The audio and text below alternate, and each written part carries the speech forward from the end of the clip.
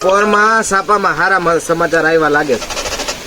ફોટામાં તો ઓહ આ ખટારો ઊંધો થઈ ગયો.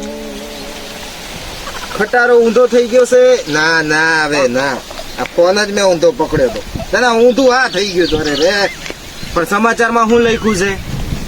લખ્યું છે કે જુનાગઢમાં નાગા બાવાનું ખિસ્સું કપાણું.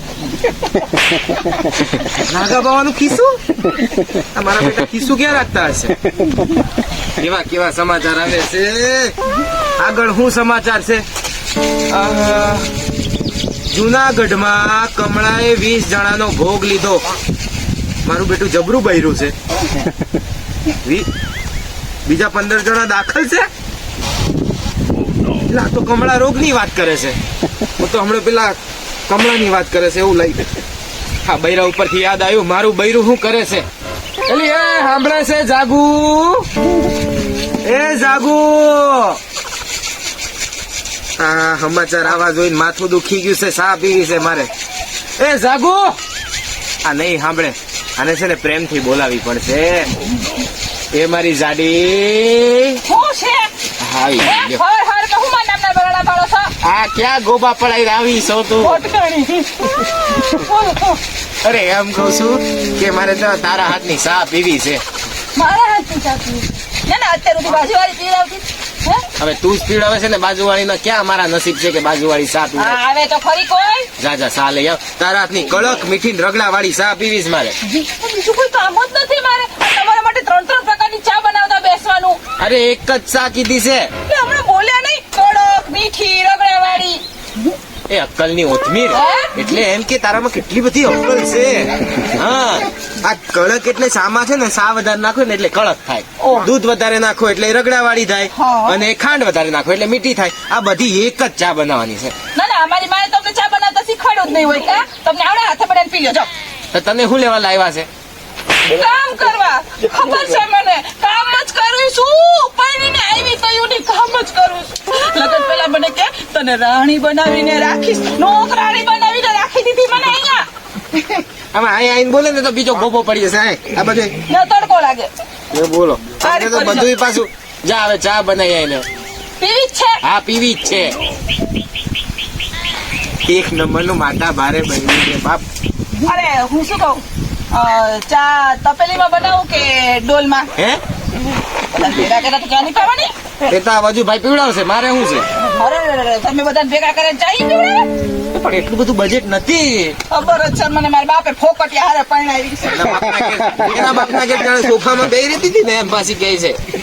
અરે શું છે હવે? હું એમ કહું કે ચામાં આદુ નાખું. નાખવાનું જોઈને પૂછવાનું હોય. થોડું તજ ને લવિંગ નાખું.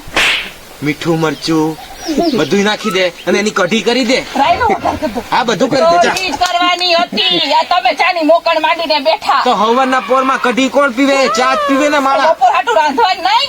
તો અત્યારથી હવાથી તો ચા તો પીને બેઠા 1 કપ પેલાથી. ઘડિયા ઘડિયા ચા જ બટાઈ કરવાની. મારે તો બીજું કોઈ કામ જ નથી. મારે ચા જોઈએ છે. ચા લઈને આવજે.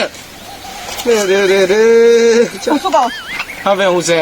ચા સ્ટીલના કપમાં પીશો કે થાળીમાં? થાળીમાં?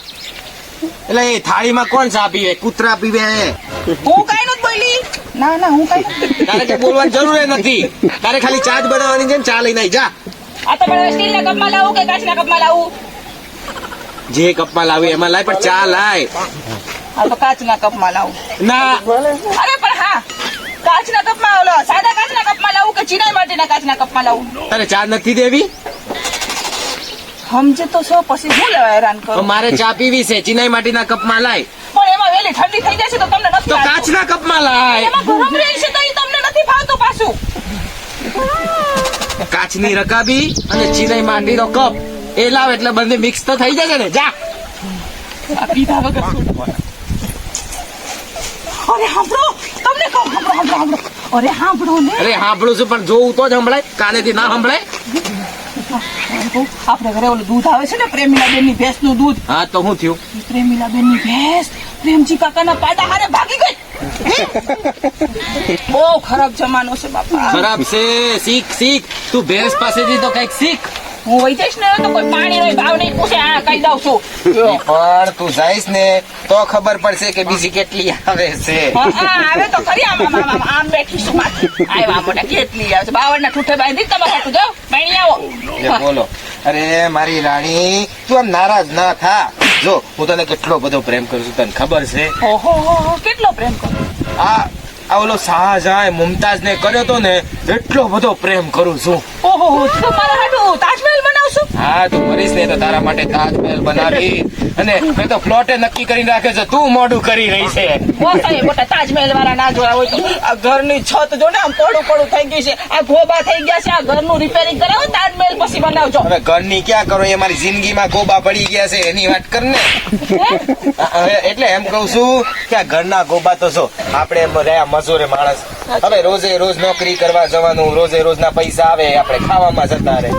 હવે પૈસા તો ભેગા થતા નથી, તો પછી આ ઘર રિનોવેશન કેમનું કરાવવાનું? તો ઘર પર ઘરમાં આમ નામ કેમ રહેવાય? રાતના હુતા હોય નહીં, માથે મધ લબાચો પડે તો ઉકલી જાય ઉપર. હું તને શું કઉ છું, હા, તું છે ને ધાબા ઉપર ન જતી. લેતા કપડા હુકાવા કોણ જાય? પણ મને છે ને આ પેપરમાં આવે છે કે આજે અહીંયા ભૂકંપ આવ્યો, આજે ત્યાં ભૂકંપ આવ્યો. મારે તો ભૂકંપની નવાઈ જ નથી, કેમ કે અમારા ઘરમાં તો હરતો ફરતો ભૂકંપ છે. ધબ કરતા આમ જાય તોય ભૂકંપ આવે, ધબ કરતા. તું ધાબા ઉપર, એમ કઉ છું ધાબા ઉપર ન જતી, કારણ કે ધાબા ઉપર ગઈ અને આખી છત લઈને એઠી આવે તો ત્યાં તો રિપેર કરાવશો. હવે કુદકા વધારે મારે. બીજો ગોબો વાગશે. એક તો અહીંયા સોલાઈને બેઠા છે, પાછા બીજો ગોબો લાગી જાય. સાચી વાત છે. અચ્છા કાકા, કોણ આવ્યું? અરે આવો આવો, આ તો સામાજિક. આવો. બેસો, બેસો. બસ મજામાં. શેમાંથી આ બાજુ ભૂલા પડ્યા? ના ના, આમ તો ગામડામાં આવ્યો હતો. ગામડામાં આવ્યા હતા? શું સિંહ જોવા આવ્યા હતા? ના ના, તો કલ્યાણકારી વિભાગ છે ને. કલ્યાણકારી. અચ્છા, એમને પેલા આપણા સમાજ સેવાની ઓફિસ છે ત્યાંથી આવ્યા છે. તેની ચર્ચા ચાલે. અરે આ સાહેબ જો ને આ મારું ઘર કેવું થઈ ગયું છે. આ પડું થઈ ગયું છે. ભાઈ માં તમારો ભાઈ માનતો જ નથી કોઈ વાત. હું એનો ભાઈ. હા ભાઈ, હું એમ ભાઈ બનાવી દીધા મારા. એમ જ કહેવાનું હોય ને. નો કહેવાનું કે મારો ધણી નથી માનતો કોઈ વાત. એમ થોડું કહેવાય. અને પણ સાહેબ ની સામે હું આવી દો ને. બેહો. પૈસા નથી સાહેબ, ઘર તો બનાવું છે. એવું તો ખરા પણ પેલા અરે સાહેબ જો કેવું ઘર થઈ ગયું છે. એમાં નથી આવું કેવું આમ કદાચ એ બધા કચરા બચરા જો ને ઉપરથી નકમ પડ્યું સાહેબ ઉકલી જાય. અમે વેલા હજુ છોકરી પરણાવવાની. પણ મને તો કઈક બોલવા દે. ધણી શું કે ધનેરું શું તે ગરીકમાં આમ નાખી દે છે. સાહેબ બોલો ને પણ. ચૂપ. સાહેબ, આ અમારા ઘરમાં જે ગોબા પડી ગયા છે ને, એ બધા અમારા પોપડા ઉખડી જાય છે. આ ધાબુ પડું થઈ ગયું છે. આ બધું દેખાય છે, હળિયા દેખાઈ ગયા છે. તો અમારે છે ને હવે રિનોવેશન કરાવવું છે, પણ અમારે ખર્ચો છે નહીં, અમારી પાસે ફદિયા છે નહીં. ટેન્શન નહીં લેવો. તમે આપશો? અરે હું નહીં. આ સાહેબ આપશે તમે હા આપણે ટેન્શન નથી લેવું. સાહેબ તમે આપો. લાવો. હું નહીં આપી તો સરકાર સુધી આપશે. સરકાર કેવી રીતે આપશે? જો આપણા જે અનુસૂચિત કલ્યાણ વિભાગ છે, એમના દ્વારા અનુસૂચિત જાતિના જે આપણે કુટુંબો છે, જેમનું કોઈ ઘર કે મકાન ના હોય, ઘર કે મકાન હોય પણ એ જર્જરિત હોય, કાં તો ખુલ્લા પ્લોટો હોય, તો એમને ઘર બાંધવા માટે સરકાર શ્રી ડોક્ટર આંબેડકર આવાસ યોજના હેઠળ 1,20,000 રૂપિયા આપે. ઓહો, 1,20,000. હા, અને સ્વચ્છ ભારત મિશન હેઠળ 12,000 રૂપિયા ટોયલેટ બ્લોક નું આપે. હા ઈ તો બનાવવાનું. પેલા સંડાસ બનાવડાવજો કેમ બાપા. તારે અંદર બેહી રહેવાનું છે? ના ઈ જોઈએ બધી સગવડ નો જોઈએ ઘરમાં. તમારા વાતમાં બાપા પણ મને તો છે ને અંદર ગભરામણ. સાહેબ હારે વાતું કરો ને. હા સાહેબ, સારું છે, બનાવી દઈશું. સાહેબ અમારા મજૂર માણસો છે ને આ કાંઈ વધતું નથી. આયા વાહે કાંઈ નથી આટલી મજૂરી કરીએ સાહેબ, પણ અમારા ભાગે અમારા ભેગા પૈસા જ નથી થતા. એનું પણ ટેન્શન ના લો તમે. શું આપશો? એ આપવાના છે?